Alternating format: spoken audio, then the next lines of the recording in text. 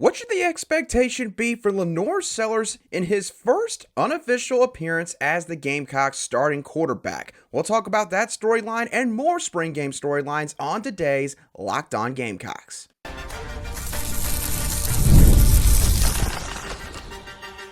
You are Locked On Gamecocks, your daily podcast on the South Carolina Gamecocks, part of the Locked On Podcast Network, your team every day.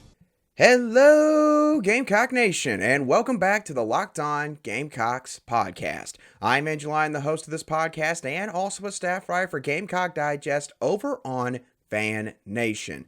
Thank y'all so much for making the Locked On Gamecocks podcast your first listen or watch for your team here today. We are free and available both on YouTube and wherever you get your audio podcasts daily. Today's episode is brought to you by Monopoly Go. I admit it, I have a competitive side, and it is a big fan of Monopoly Go, the mobile hit twist on classic Monopoly. So join your friends and download Monopoly Go now, free on the App Store or Google Play Store. We are just one day away from the spring game taking place for South Carolina's football program. We got a lot of different storylines that we're going to dive into on today's show. We're also going to talk a little bit of recruiting with Locked On's resident recruiting insider Brian Smith. We'll talk about a couple portal guys, a couple high school guys as well at the end of the show. So be sure to stick around for that as well. So let's dive into some of the different storylines with this spring game. And obviously for South Carolina heading into this offseason, it's once again a lot of new faces on both sides of the ball. And none probably more prominent than the person that's assumed to be the next starting quarterback for South Carolina's football team in LaNorris Sellers. So the big storyline with Sellers heading into the spring game is not just the fact that he's going to probably be sort of the number one guy. And I know that they say there's a quarterback competition. Let's all be honest, it's political. LaNorris Sellers is more than likely going to be the starting quarterback this fall, barring something unforeseen, okay?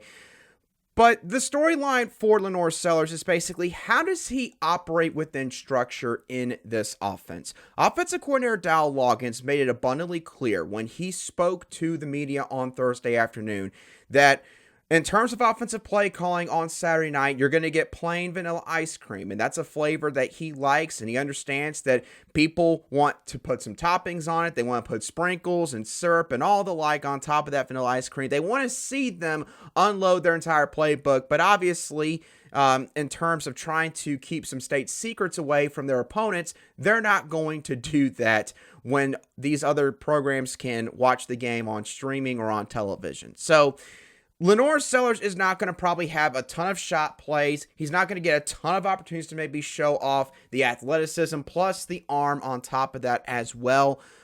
And so that leads me to want to see, how is he going to operate within structure? So knowing that the game plan is going to be simplified, and also, he's going up against guys that have now faced his offensive unit throughout the entire spring. How does he handle all of this? We know at this point, LaNorris Sellers can be a walking highlight reel, whether it is the arm that he has or his legs. He showcased both of those things this past football season. But how's LaNorris Sellers going to look going through progressions? Is he going to elect to take off running with the football versus throwing the football to his check down option in the passing game when he is under duress? How does he leave the pocket? Does he try to step up within the pocket, or does he try to escape laterally? I don't believe that this question was answered this week or even asked of the coaches.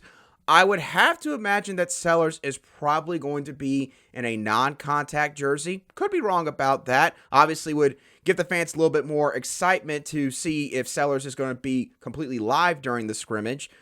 But the point here is, Sellers, can you do the little things? Can you do the basic things consistently? Because at the end of the day, That is what is going to win you football games this fall. Yes, Sellers' ability to escape the pocket is going to help mask some of the potential pass protection issues that this offensive line might still have this upcoming fall. And yes, it's fun to see LaNorris Sellers chuck a football 60, 65 plus yards deep down the field, especially when he has a chance to throw it in stride where only his receiver can grab it and the defender stands no chance. It's definitely fun to see those kind of plays happen. But if South Carolina is going to go back to the postseason, if they're going to make it back to a bowl game, win at least 6 games, meaning you're probably going to have to, quote-unquote, steal a couple of them this fall, you need number 16 to do all of the non-sexy things along with taking off running 20, 25 yards and throwing it 50-plus yards in stride when you need him to. You need him to do everything right. So how does he look in those aspects, knowing that he's going out there in front of a live crowd? Gamecock fans are going to get to see him for the first time ever, again, sort of as the de facto starting quarterback, even though, again, the staff has not officially announced that yet. He's a home state kid as well, so you know that he's got to have at least a little bit of jitters and or butterflies going out there for the first time in the post-Spencer Rattler era here for South Carolina. So he is undoubtedly the biggest storyline going into this spring game. And again, fans are not going to like hearing it because I know y'all want to see some big-time flashy plays that you can clip and post to X or Instagram or whatever it is. But how does LaNorris do in terms of the little things that are expected of a starting quarterback in the SEC? That, in my opinion, is the biggest storyline to watch going into this spring game. Now, there's also another player on the defensive side that's going to be making his highly anticipated debut in a Gamecock uniform, and also there'll be a position group that is expected to take a massive step forward this season. We'll talk about all of those guys in just a couple moments right here on Locked On Gamecocks. Today's show is brought to you by Monopoly Go. We've all been there, either as a player or a fan. It's halftime and the scoreboard is not looking good. You're feeling low, not sure you or your team can pull out a win. And that's when you dig deep, lift your head up and say to yourself, time to get back in the game, pull off some bank heists, and take as much of my friend's money as I possibly can. That's right. The smash hit mobile game Monopoly Go lets you compete with your friends to get the most riches and the biggest empire. It's the Monopoly you love, but on your phone, anytime, with tons of new twists, including leaderboards to compare your progress to your buddies. There's so much to do on the Monopoly Go app. You can play on countless dynamic Monopoly boards. You can make your friends go bankrupt by smashing their landmarks with a wrecking ball. And you can charge other players rent for your iconic properties. You can even work with your friends to crack open community chests and in tournaments to get extra rewards and climb the leaderboard. So get back out there, put your game face on, and download Monopoly Go now, free on the App Store or Google Play Store.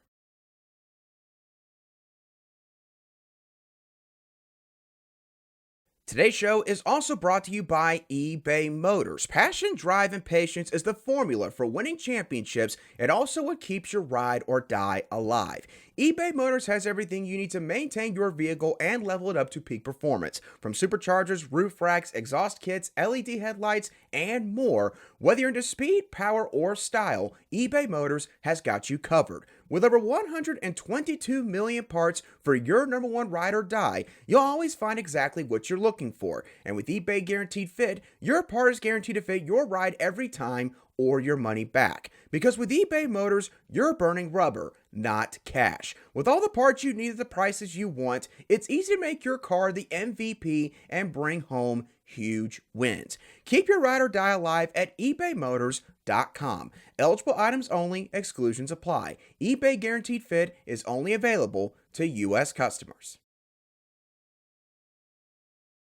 Welcome back to this Friday edition of the Locked On Gamecocks podcast, where we cover your South Carolina Gamecocks every single day. And as always, a big thank you to each and every one of you everydayers who make the Locked On Gamecocks podcast your first listen wherever you get your audio podcasts daily, or your first watch on YouTube. Now, as far as some of the other big storylines go for South Carolina's spring game that's taking place on Saturday night, the next one I want to dive into also revolves around just one individual player, and that player is Dylan Stewart. Now, unlike what I just said about LaNorris Sellers, in this case, I do think that if you are a Gamecock fan, you do want to walk away from this game with some highlight reel type plays that are made by Dylan Stewart. Because, look, let's just go ahead and acknowledge this. South Carolina's pass rush has been nothing to boast about for a couple of years now. The last time, in all honesty, that South Carolina had a really good pass rusher on this team from the beginning of the year to the end of the year was J.J. Enagbare back in 2021. That was Shane Beamer's first year here in Columbia. It's not exactly great news when we're having to go back to Beamer's first year, and we're now about to head into year 4 of his tenure, and it's been that long since South Carolina's just had that dude that has potential to wreck a game for the opposing offensive line. Dylan Stewart, in my opinion, possesses that kind of potential from a pass rushing standpoint. And South Carolina, they desperately need it. Because look, for all the defensive issues that they had last year, I think one area that you cannot just solely put on Clayton White, and there's a couple different things, but one area that I do include in that regard is pass rush. Because you can only scheme so much around a lack of pass rushing juice on the edge of your defensive front. Point being, if you don't have those guys in those position groups, it does not matter who you have calling plays. You're not going to get it done in that department. So Dylan Stewart is a welcome sight for Clayton White, this entire defensive coaching staff, and probably all the Gamecock fans that obviously had to witness a lot of that lack of pass rush this past football season. So, Dylan Stewart, look, it's your first time unofficially going out there in a Gamecock uniform. Go out there and make some plays. Go out there and have some fun. Give the fans what they want. You know, get some sacks, some tackles for loss. Obviously, rush defense is something that the coaching staff, I think going into this offseason, that was something that they wanted to work on some with Dylan Stewart. He clearly has all the athletic traits that you want. But when it comes to rush defense, listen, you can be a great athlete, but you got to have technique as well. So if you're looking for on-field performance, I guess that is one area that you might want to see out of Dylan Stewart. How does he handle defending the run on his side of the formation when those plays eventually come to him? That will be something to watch as well. But nonetheless, the storyline is just basically, what does Dylan Stewart provide in terms of pass rush? So that's the second biggest storyline to follow in this game outside of LaNorris Sellers operating within Dowell Loggains' offense. The last storyline that I want to cover before we eventually move on to some recruiting talk with Brian Smith here in a few minutes is the linebacker core, and specifically, how much better is this group going to be? Admittedly, it's kind of a storyline and also a question mark going into this game. And listen, we're not going to get our entire answer in an intra-squad scrimmage where, again, these guys have been going against each other for the last 4 weeks, probably tired of tackling one another and knowing that the other side at this point probably knows a bunch of their plays like the back of their hand when they call out certain verbal cues. But South Carolina's linebacker core, that was also a group coming out of last season where you sat there and you looked at it and you said, that group has got to be better. And it's not like this group didn't have talent, but I think the question more so revolved around maybe the depth at that spot and also the questionable usage of a couple of those guys in that group. So obviously the headliner of that group is Debo Williams, coming off an all SEC type season in 2023, decided to come back for one more season here at South Carolina. I think honestly one of the biggest returns for South Carolina heading into 2024, the fact that Debo Williams is back, because Debo Williams, listen, the guy loves the game of football. He lives and breathes football. He has no issue putting his face mask in somebody's chest and taking him to the ground. And He is just the kind of guy that every single defense should want, especially at the linebacker position. Debo Williams is a Gamecock through and through with the way that he plays, and so it all starts with him. But this season, Debo is going to have a lot of help. You look at some of the other returners, Bam Martin-Scott. Again, when I said earlier, guys maybe that did not get utilized like they should have, that pretty much could be pointed right at Bam Martin-Scott, who finally got some opportunities late last season when the Gamecocks started running more of a 3-3-5 defensive front, and lo and behold, he was making plays left, right, and center for the last month of the season. So I would expect that you're not going to have to wait that long to see Bam Martin-Scott take the field this time around. Jerron Willis, a wild card in that group in my opinion, as far as adding some athleticism and some pass rush ability, especially on some special blitz plays out of that 3-3-5. That'll be fun to watch this year. Mo Kaba has been decimated with season-ending injuries each of the last 2 years. How does he look? You don't really want to talk about it, to be honest, because it's really tough to discuss. But at this point, Mo Kaba, you probably look at him as more of a rotational backer, just being honest. But how does he look? Hopefully, if he is playing in this game, he goes out there and he's flying around, he's making plays. You know that his teammates are probably helping him out as much as they can. So, Mo Kaba, listen, he is still valuable to this group. I want to make that abundantly clear. No matter what his role is, Mo Kaba is valuable. If he is playing, which I probably doubt it will take place on Saturday night, but if he is, how does he perform?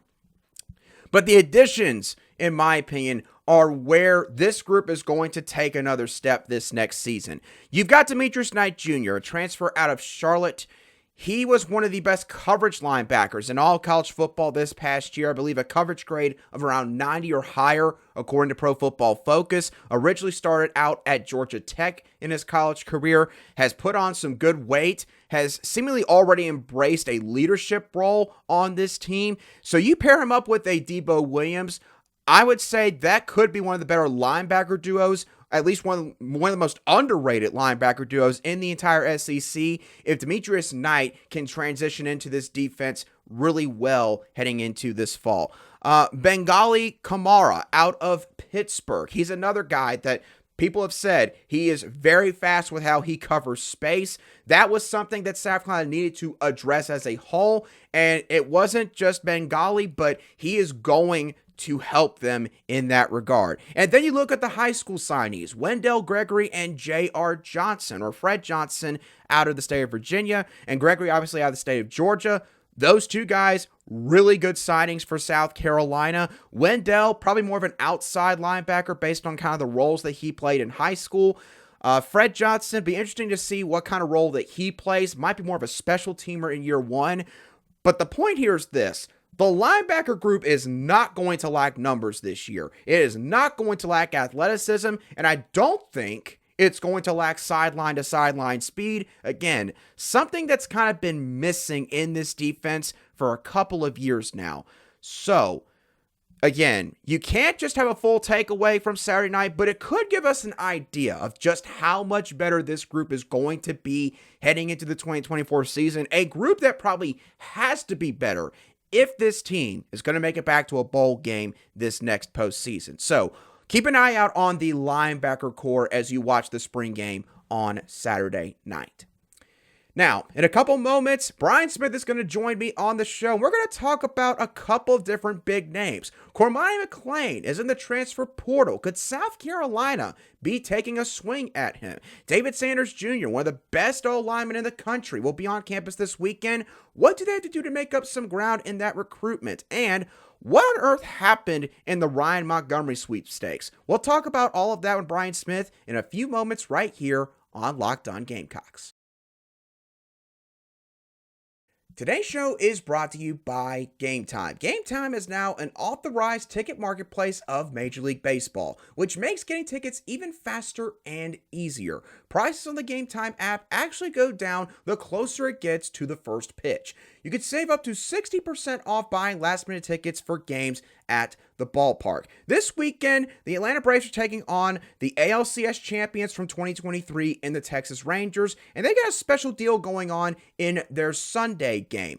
If you are one of the first 3,000 kids to attend the game, you can get a blooper chain. Blooper obviously is the beloved mascot of the Atlanta Braves. Got a funny X account to follow as well. So for you dads out there, if you're looking to take your kid to a ball game, this would be the one to go to. You get tickets as low as $14 right now on GameTime. Take the guesswork out of buying tickets with GameTime. Download the GameTime app, create an account, and use code LOCKEDONCollege for $20 off your first purchase. Terms do apply. Again, create an account and redeem code LOCKEDONCOLLEGE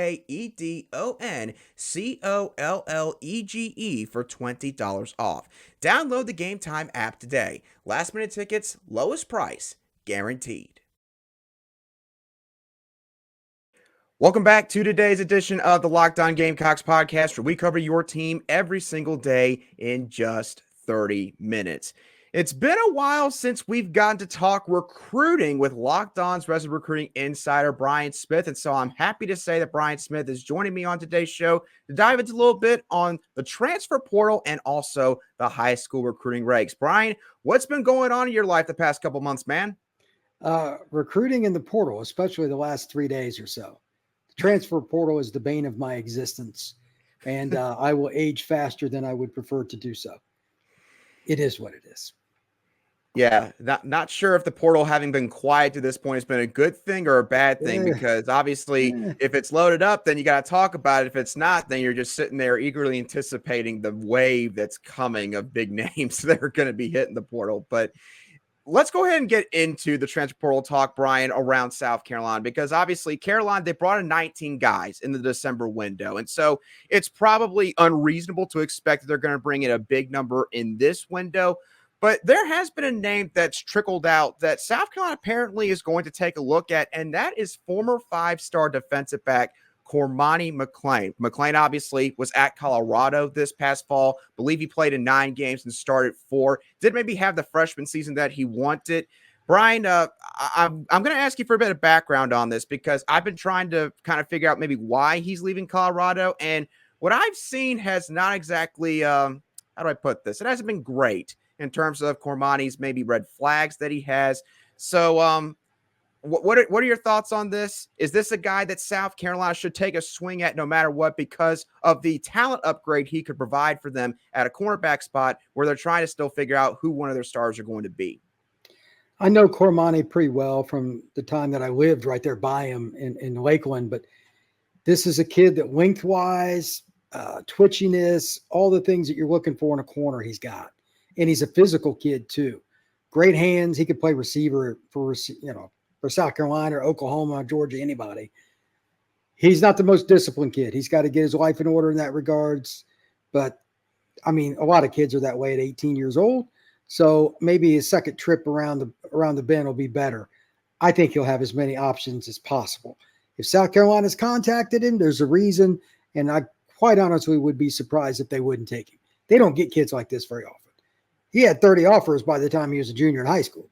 So I believe South Carolina would be smart to do their due diligence, sure, but you got to go after Cormani until otherwise proven that that's not a good idea.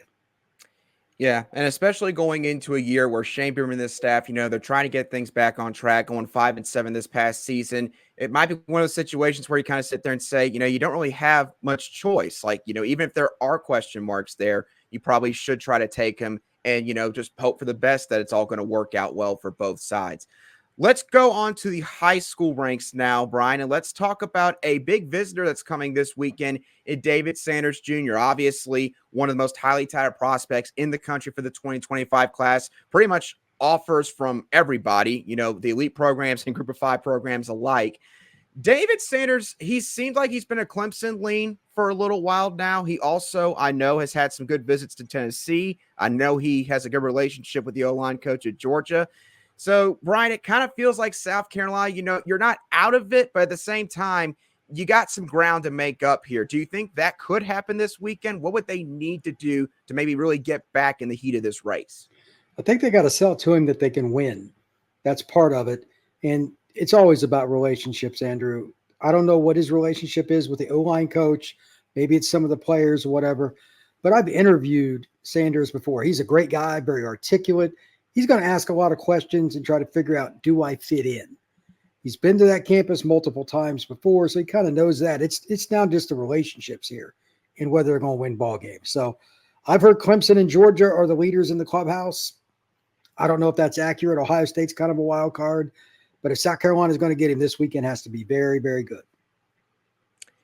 Yeah, and the city of Charlotte is definitely an emphasis or a point of emphasis for Shane Beamer and this staff. You know, they try to basically treat Charlotte like it's a part of the state of South Carolina because of the close driving distance thanks to Interstate 77. And so proximity to home, you know, that's not a problem right there. But I think you're right. You know, Clemson, obviously, they've got their history from this past decade. Georgia, the very top of the entire sport right now. So if you're South Carolina, I think you do have to give them something on the field to look at. Maybe some of the younger freshman O-linemen, you know, if they look pretty good in the spring game on Saturday while he's there, maybe that's something that he picks up on and it gives you a better chance at the end of the recruiting process. And then, Brian, obviously, the Gamecocks got some tough news on Wednesday as Shane Beamer and the staff lost out on their top quarterback target for the 2025 class in Ryan Montgomery, who committed to the Georgia Bulldogs. When I saw that he was going to commit on Wednesday earlier this week, I immediately was like, that's not a good sign for South Carolina. I actually thought that he might be committing to Florida just based on, you know, kind of my initial impression. But then as time wore on, I saw a lot more talk surrounding Georgia, who seemed to kind of sneak in late, at least publicly speaking, and steal this one. So, Brian, how tough of a loss do you think this is for South Carolina? You know, they got a 2026 quarterback commit, but obviously you want a quarterback pretty much every cycle. You never want to try to have to double dip. And then, you know, you got to hurt some feelings potentially in one particular recruiting class, especially if you're South Carolina. So thoughts on that?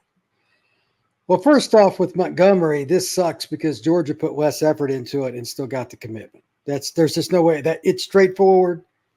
The other part is I'm curious what other options South Carolina has set themselves up with, if any. I mentioned you maybe a couple minutes before the show about that. Look, you never know what a 17-year-old's going to do. And I've met Ryan. He's a really nice kid. But he's from Ohio. It's not like he's a South Carolina fan. If you really thought you were going to get him, that's great, but you should have a backup plan. So now, like you said, if they don't get a quarterback, that puts a hole in there, and you got to think about the portal, etc. It's messy. So for them, they still need to get one, even if it's a developmental player, to help complete the class of 25. When you miss on quarterback, man, it screws up your roster. Yeah, and also, you know, quarterbacks have essentially become another recruiter for these coaches. When you land a quarterback, Ryan Montgomery, he's already doing that for Georgia. I follow him on social media because obviously of how closely South Carolina was recruiting him, and I already saw him tweeting at several other prospects that, you know, committed and uncommitted, telling them to come on over to Georgia. And so that's another added advantage for the Bulldogs now having him in their class. So definitely a tough break for Shane Beamer and the Gamecocks. Their best strategy moving forward might be to somehow try and convince him to decommit from Georgia and commit to South Carolina. You got the time, but again, it's Georgia. So it's definitely going to be tough to probably pull that off. Brian, thank you so much for coming on to today's show to talk about the latest with recruiting for South Carolina's football program. Where can everybody find all of your work? At FBScout_Florida on X. Right now, especially, the portal is where I'm focused because that is wild and woolly. I have all kinds of things set up on my tweet deck. It's a good time, but it's a bit aggravating too. There's just so much information. If you want a good laugh, check it out. Absolutely. Brian, thanks so much for coming on to today's show. Once again, for all you Locked On Gamecock viewers and listeners, thank you for tuning in to today's show. Have a great rest of your Friday and a fantastic weekend. And I'll be sure to catch y'all on our live reaction show after tomorrow night's spring game right here on the Locked On Gamecocks podcast.